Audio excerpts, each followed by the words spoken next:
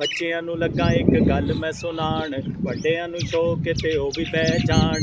ਬੱਕਰਾ ਖਰੀਦਣ ਲਈ ਕੱਲ ਸ਼ਹਿਰ ਗਿਆ ਮੈਂ, ਟੈਡੀ ਗਿਆ ਇੱਕ ਲੇਲਾ ਮੰਡੀ ਵਿੱਚੋਂ ਲਿਆ ਮੈਂ। ਪਿੰਡ ਦੂਰ ਸੀ ਤੇ ਜਾਣਾ ਬੱਸ 'ਚ ਸੀ ਬਹਿ ਕੇ, ਲਾਰੀ ਅੱਡੇ ਅੱਪੜ ਗਿਆ ਮੈਂ ਲੇਲਾ ਲੈ ਕੇ। ਲਾਰੀ ਵਾਲਾ ਨਾਲ ਜਦੋਂ ਬੱਕਰਾ ਸੀ ਤੱਕਦਾ, ਆਖਦਾ ਸੀ ਲਾਰੀ ਵਿੱਚ ਇਹ ਨਹੀਂ ਜਾ ਸਕਦਾ। ਨਿੱਕੇ ਜਿਹੇ ਲੇਲੇ ਨਾਲ ਖੋਰੇ ਕੀ ਨਾਰਾਜ਼ੀ ਸੀ, ਕੋਈ ਲਾਰੀ ਵਾਲਾ ਉਹਨੂੰ ਚੁੱਕਣ ਤੇ ਨਾਰਾਜ਼ੀ ਸੀ।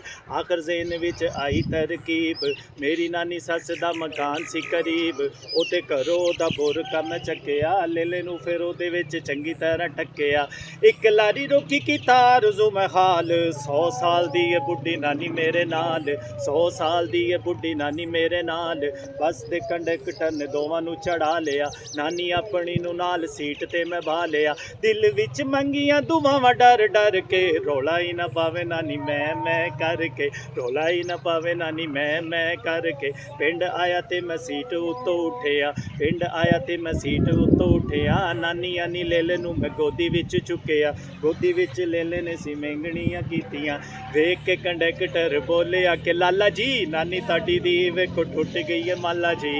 ਮੈਂ ਕਿਹਾ ਤੂੰ ਚੁੱਕ ਕੇ ਤੇ ਦਾਣੇ ਧੋ ਲਈ, ਨਾਨੀ ਆਪਣੇ ਦੇ ਲਈ ਮਾਲਾ ਤੂੰ ਪਰੋਲ ਲਈ।